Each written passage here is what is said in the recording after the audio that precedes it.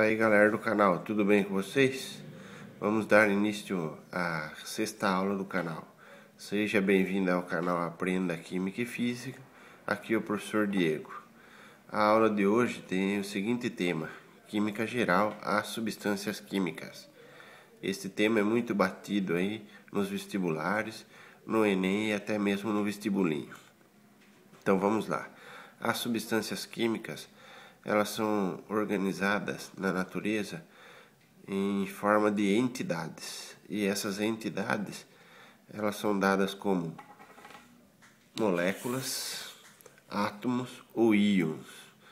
Então, o que seria átomos? Átomos são componentes químicos no estado neutro, né? Ou seja, carga zero. E o que são moléculas? Moléculas é a junção de vários átomos.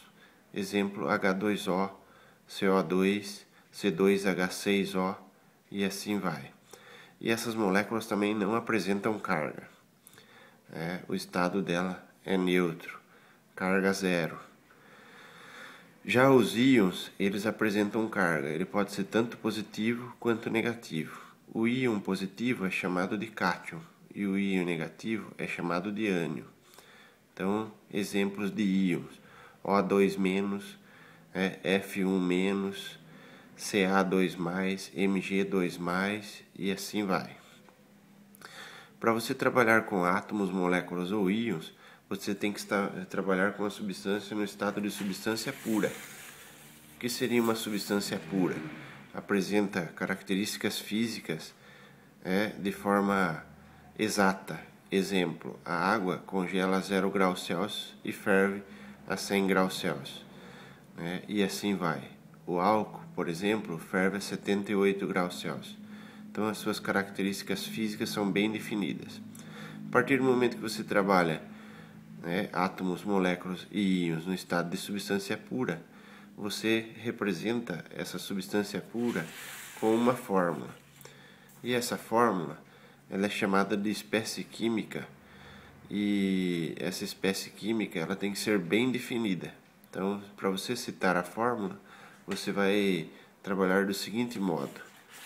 Então, a fórmula química ela nada mais é do que uma abreviação e pode ser chamada também de fórmula molecular. Eu tenho alguns exemplos de fórmula química. Vamos lá. H2O2, H2O e CO2.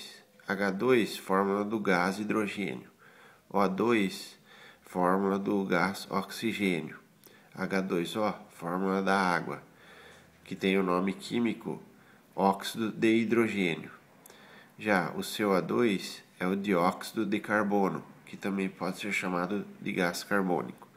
Então eu tenho alguns exemplos de fórmulas químicas, que são chamadas de fórmulas moleculares. Já eu tenho exemplos de átomos.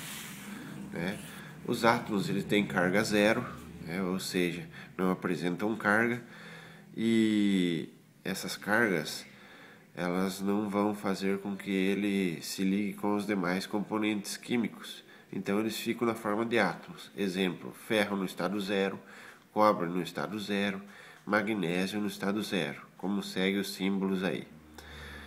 Agora eu tenho alguns exemplos de moléculas. As moléculas aqui citadas, eu tenho a molécula da água, a molécula do gás carbônico e a molécula da amônia, que é o NH3. Vejam que essas moléculas, elas se estabilizam e eu tenho uma junção de átomos.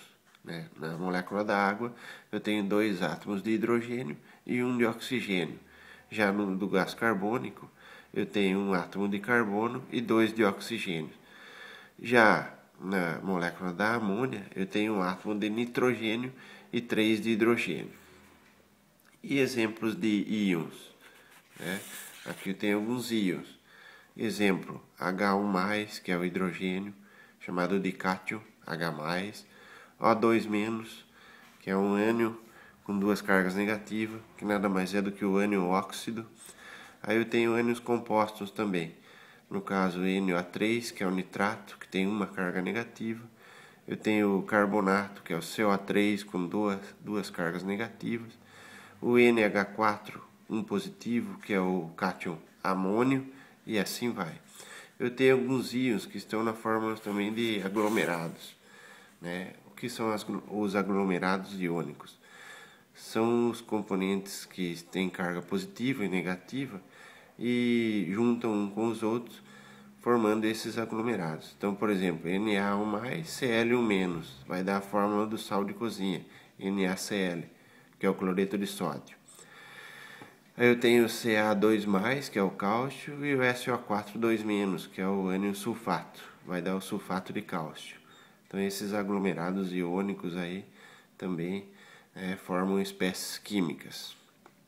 Espero que com esta aula ficou claro a questão de moléculas, átomos e íons, e agradeço por você ter assistido esse vídeo. Qualquer dúvida deixe nos comentários e, se possível, dê um like para poder ajudar o canal a crescer. Muito obrigado e até mais.